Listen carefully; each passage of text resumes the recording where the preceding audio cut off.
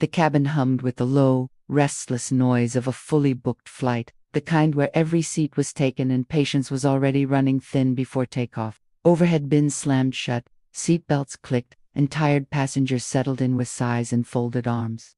Near the window sat a pregnant black woman, hands resting protectively on her stomach, eyes fixed ahead. She had boarded early, followed instructions carefully, and chosen silence over conflict.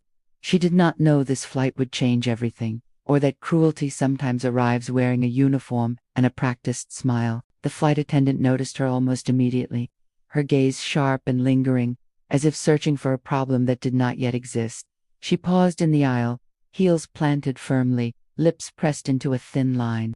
Around them, passengers chatted, scrolled on phones, or adjusted pillows, unaware of the tension building in that narrow space. The attendant leaned closer and spoke, her voice loud enough to draw attention, demanding the woman move seats.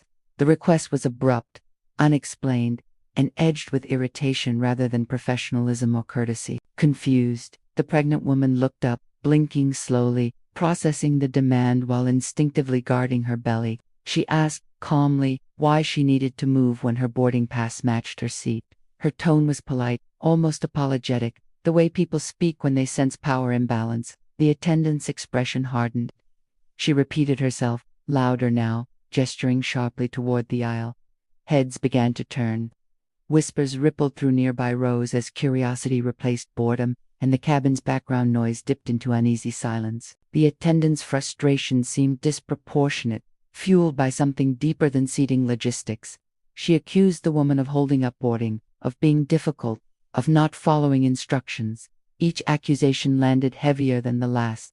The pregnant woman shook her head slowly, still seated, still calm, explaining again that she had followed every rule. Her hands trembled slightly, not from defiance, but from the awareness that her vulnerability was being publicly questioned. The baby inside her shifted, a quiet reminder of what truly mattered. Without warning, the the flight attendant raised her hand and struck the woman across the face. This sound sharp and shocking, slicing through the cabin like a snapped wire. Gasps erupted instantly. Someone shouted. Another passenger stood halfway from their seat, frozen in disbelief. The pregnant woman recoiled, stunned, one hand flying to her cheek, the other to her stomach. Time seemed to slow as horror registered on every face, watching authority turn into violence in a confined space. Chaos followed in waves, passengers argued, some yelling for the attendant to step back, others demanding the captain be informed immediately. Phones were raised, recording trembling footage as evidence and protection. The pregnant woman struggled to breathe evenly, tears spilling as she tried to stay upright. She kept repeating that she was pregnant, her voice cracking, as if the words themselves could rewind what had just happened. The attendant, flushed and defensive, insisted she was maintaining order, her justification ringing hollow and cruel. The aircraft felt suddenly smaller, walls closing in with every raised voice. A fellow passenger offered the woman water, another placed a gentle hand on her shoulder, grounding her. Someone pressed the call button repeatedly, summoning help that felt too slow in arriving. The flight attendant backed away slightly, but her posture remained rigid, jaw clenched, eyes darting, as if searching for validation.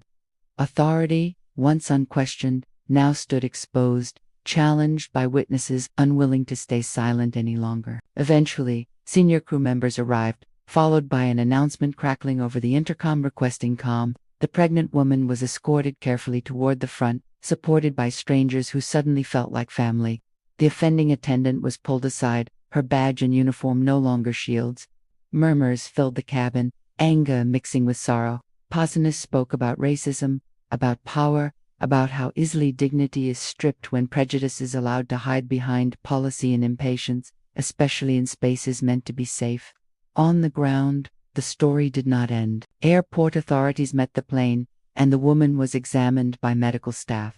Her health and her unborn child's safety finally prioritized. She answered questions softly, exhaustion heavy in her bones. Video clips spread rapidly online, carrying her pain far beyond that aircraft. Viewers saw more than a slap. They saw a pattern repeated across countless lives, moments where vulnerability met unchecked authority and paid the price for simply existing in the wrong body. Public reaction was swift and fierce. Calls for accountability echoed across social media, newsrooms, and community spaces. People demanded answers from the airline, questioning training, culture, and the silent tolerance of bias. The image of a pregnant black woman being struck became a symbol, not of weakness, but of resilience forced under fire. Conversations reignited about racism in service industries, about how uniforms can embolden cruelty when empathy is absent, and why witnesses must always choose intervention over comfort.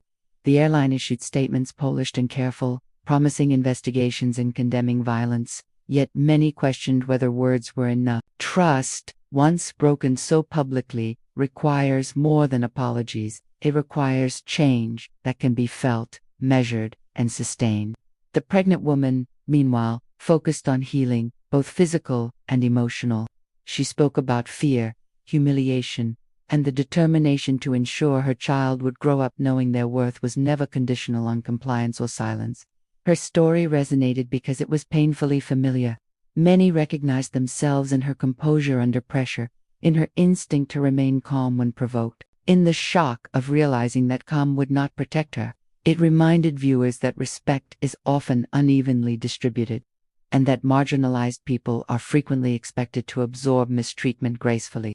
The slap shattered that expectation, exposing the violence beneath everyday discrimination and forcing observers to confront uncomfortable truths they might otherwise ignore. Passengers who witnessed the incident later described lingering guilt and gratitude. Guilt for not acting faster, gratitude for those who did. Some admitted they froze, uncertain, afraid of consequences. Others stepped in without thinking, driven by instinctive justice. Their reflections sparked discussions about bystander responsibility, about how silence can feel safer but costs more in the long run. The narrow aisle became a classroom, teaching lessons about courage, complicity, and the power of collective voices. For the woman, telling her story was both painful and empowering. Each retelling reopened wounds but also reclaimed control. She emphasized that she did not want pity. She wanted change. She wanted systems that protect rather than punish, staff trained to de-escalate rather than dominate, and a world where her pregnancy was seen as deserving care, not contempt. Her strength reframed the narrative, shifting focus from victimhood to accountability and from outrage to purposeful action. The incident also prompted deeper examination of how race and authority intersect in confined environments. Airplanes, with their strict rules and limited exits, magnify power dynamics. When bias enters that space, it can escalate quickly, leaving little room for escape. Experts weighed in, explaining how implicit prejudice influences split-second decisions and why rigorous oversight is essential. The slap was not an isolated failure, they argued, but a symptom of broader structural neglect, demanding urgent repair. As weeks passed, the story remained alive, refusing to fade into another forgotten headline. Community groups organized discussions, legal experts offered guidance, and advocates pushed for policy reform. The pregnant woman attended some events, her presence quiet yet commanding. She carried herself with dignity, a visible reminder of what endurance looks like when paired with resolve. Her unborn child became a symbol of hope, representing futures that must be protected from inherited injustice. In private moments, she reflected on that flight, replaying sounds, faces, and feelings she wished she could forget. Healing was uneven, marked by strength one day and vulnerability the next.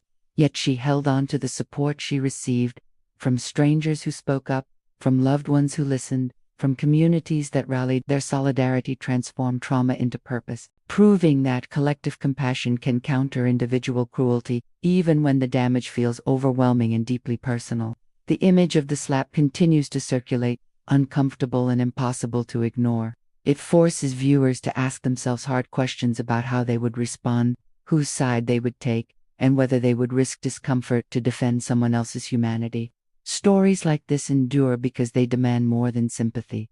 They demand reflection and change. They remind us that justice often begins in moments of shock, but it survives through sustained action. Ultimately, this flight became more than a journey from one city to another. It became a turning point, exposing fault lines and sparking accountability. The pregnant woman's calm courage in the face of violence challenged a system that underestimated her. Her story urges us to listen, to intervene, and to dismantle prejudice wherever it hides, because safety, dignity, and respect should never depend on seat numbers, skin color, or silent endurance. In the days that followed, the airline tried to move on, but the public would not let them. Investigations were announced, then scrutinized. As people questioned whether internal reviews could truly deliver justice, employees leaked stories anonymously, describing patterns of favoritism, unchecked aggression, and complaints quietly buried to protect reputations. Each revelation deepened the sense that what happened on that flight was not an anomaly, but an eruption long overdue. The pregnant woman watched it unfold from her living room, one hand resting on her belly, the other gripping her phone as messages poured in. Strangers sent words of support from around the world. Some shared their own stories, eerily similar, as if her pain had unlocked a floodgate. She read them slowly, absorbing the weight of collective suffering. Realizing her experience had become a mirror for countless others who never received justice or witnesses. Her doctor advised rest, but rest felt impossible. Sleep came in fragments, interrupted by flashes of the cabin, the slap, the gasp of the crowd. Loud noises startled her. Enclosed spaces made her chest tighten. Still, she refused to let fear define the ending of this story. Each day, she reminded herself that survival itself was resistance, that protecting her child meant confronting the truth, not burying it. Legal proceedings began quietly, then grew louder as attorneys stepped forward. The airline's lawyers spoke in careful language, emphasizing policy, procedure, and neutrality. Her legal team spoke about humanity, impact, and accountability. They described a pregnant woman humiliated and assaulted in a space where she had no escape. They described a system that failed her before the slap ever landed. Meanwhile, the flight attendant faded from public view. Reports suggested she was placed on leave, then quietly dismissed, though official confirmation remained vague. Some debated her intentions, others her consequences, but the woman at the center of the storm refused to make excuses for violence. Accountability, she said, was not about revenge. It was about preventing the next person from being hurt the same way. Community leaders invited her to speak, not as a victim, but as a witness. On small stages and in crowded halls, she shared her story with measured honesty. She described how fear and dignity can exist simultaneously, how strength can look like stillness, and how silence can be mistaken for consent. Each time she spoke, the room grew quieter, as if listeners understood they were being entrusted with something fragile and urgent. The baby kicked during one of those talks, a small, unmistakable reminder of why this mattered. The audience smiled softly, some wiping tears away. That unborn child became a living symbol of the future people claimed to want, one safer, fairer, and more compassionate. The woman smiled too, feeling resolve settled deeper than fear ever had. Airlines across the industry announced new training initiatives, though skeptics questioned whether they were genuine or merely reactive. Experts emphasized that real change would require confronting implicit bias, empowering passengers, and protecting those who speak up.